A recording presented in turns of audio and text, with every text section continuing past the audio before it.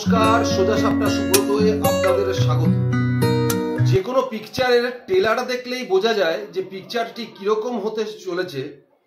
ঠিক সেরকম কিছু কিছু ঘটনা থেকেই বোঝা যাচ্ছে যে আগামী দিনে এই পশ্চিমবঙ্গ কোন জায়গায় গিয়ে দাঁড়াতে চলেছে।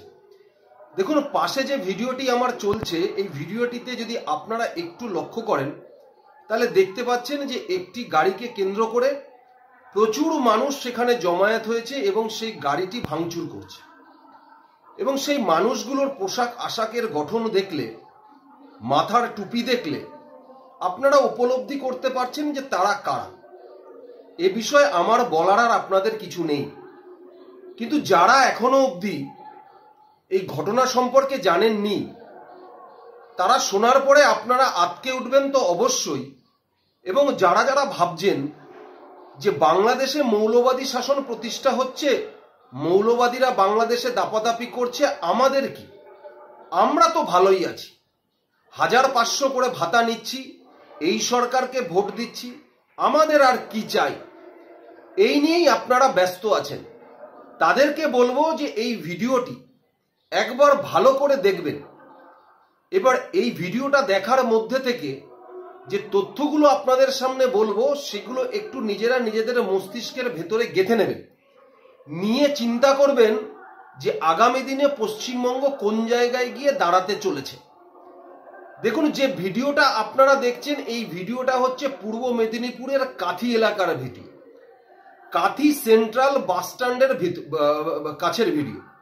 আপনারা তো অনেক মানুষই দীঘা গেছেন, তা দীঘায় যাওয়ার সময় যখন আপনারা ওই কাঁথি সেন্ট্রাল বাস স্ট্যান্ডের সামনে থেকে যে রাস্তাটা দিয়ে দীঘায় যান, সেই রাস্তা থেকেই একটি গাড়ি দীঘা থেকে কলকাতার দিকে ফিরছিল এবং সেই গাড়িতে তাদের পরিবার নিয়ে তারা ছিল। এবং গাড়িতে আসার সময় সেই কন্টাই বাস স্ট্যান্ডের সামনে ওখানে একটি প্রতিবাদ সভা হয়।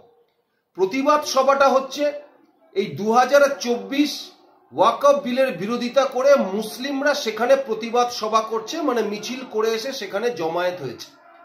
সুতরাং সেখানে প্রচুর ভিড় হচ্ছে, প্রচুর ভিড় সেখানে। তা সেই সময় গাড়িটি যাওয়ার সময় সেই গাড়িটিতে তারা আসার সময় সেখানে সনাতনী ভজন শুনতে শুনতে সেই পরিবারটি আসছিল। তাদের অপরাধ হচ্ছে তারা সনাতনী ভজন কেন শুনবে এবং সেই ভজন তাদের গাড়ির বাইরে কেন আসবে, এটাই ছিল সেই পরিবারটির অপরাধ। তা সেই গাড়িটি যখন ওই মুসলিমদের জমায়েতের ওই মধ্যে দিয়ে আসে, সেই সময় দাঁড়িয়ে তাদের কানে সেই ভজনের আওয়াজ পৌঁছায়, এটাই ছিল তাদের অপরাধ। সঙ্গে সঙ্গে উত্তক্ত হয়ে তারা সেই গাড়িটিকে তো ভাঙচুরি করে এবং তার সঙ্গে সঙ্গে সেই গাড়িতে যে ফ্যামিলিটি বসেছিল তাদেরকে মারধর করে। এমন মার মেরেছে তাদেরকে যে দুজন সেই কাঁথি হাসপাতালে ভর্তি রয়েছে।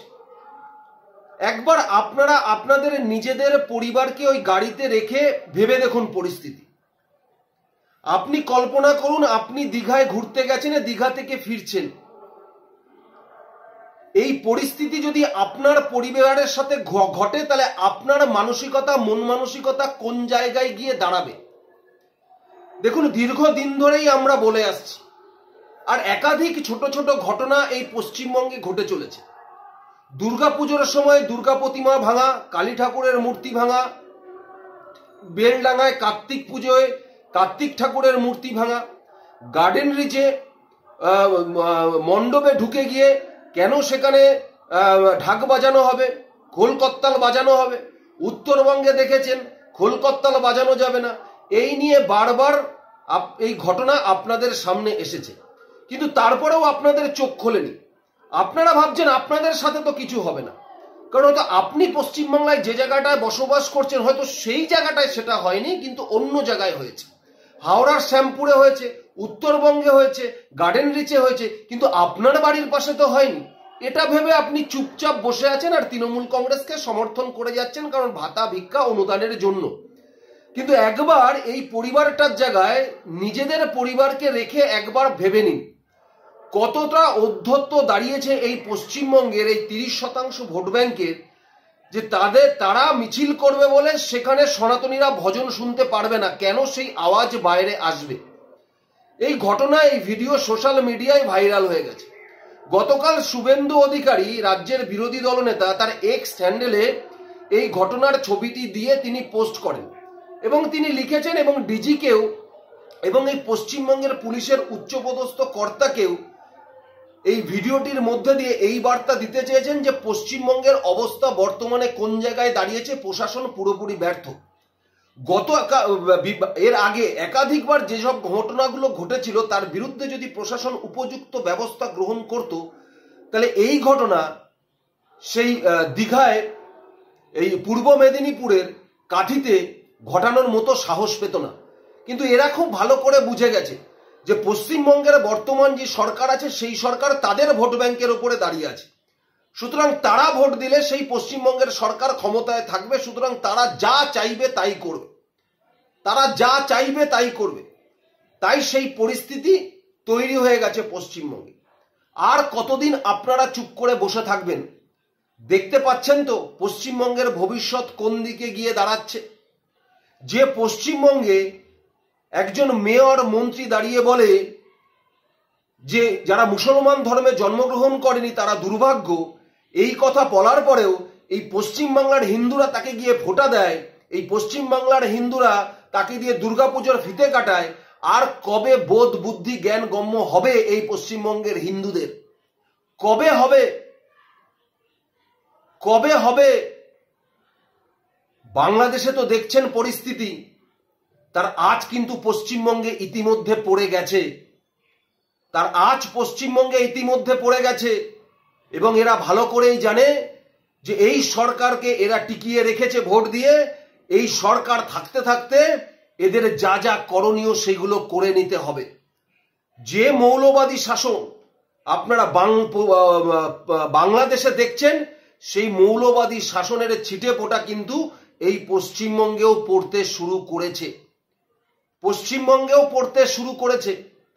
না হলে এত সাহস পাবে কোথা থেকে? কোথা থেকে পাবে এত সাহস? প্রশাসন খালি ঢাকার চেষ্টা করে, খালি ঢাকার চেষ্টা করে। কিছু হলেই নেট বন্ধ করে দেয় যাতে খবর বাইরে না আসে। মিডিয়া এই খবর বাইরে প্রচার করে না যাতে অন্য জায়গায় বিশৃঙ্খল পরিস্থিতি তৈরি হতে না পারে। কিন্তু হিন্দুরা যাবে কোথায়? তাদের তো জাগতে হবে, তাদের তো জানাতে হবে। না হলে আগামী দিনে তারা কোথায় গিয়ে দাঁড়াবে? বাংলাদেশের হিন্দুরা পালিয়ে তো ভারতে আসছে, পশ্চিমবঙ্গে আসছে, এই বাংলার হিন্দুরা কোথায় গিয়ে দাঁড়াবে? একবার ভেবে দেখেছেন? একবার ভেবে দেখেছেন যে ভাতা, ভিক্ষা, অনুদান থেকে আপনাদের বেরিয়ে এসে আপনাদের ভবিষ্যৎকে সুনিশ্চিত করতে, আপনাদের ছেলে মেয়ের ভবিষ্যৎ যাতে আগামী দিনে সচল থাকে, ঠিক থাকে, সেদিকে লক্ষ্য রেখে আপনাদের এই সরকারকে বিতাড়িত করতেই হবে। এই সরকারকে আপনাদের বিতাড়িত করতেই হবে। না হলে বাংলাদেশ আপনার কিন্তু পাড়ায় এখন কড়া নেড়েছে, আগামী দিনে আপনার দরজায় কড়া নাড়বে। সেদিন আর পালানোর পথ আপনারা পাবেন না। কি মনে করছেন আপনারা এই ভিডিওটা দেখে? কি উপলব্ধি হলো? অবশ্যই আমাকে কমেন্টস বক্সে জানাতে কিন্তু আপনারা কেউ ভুলবেন না। ধন্যবাদ, নমস্কার।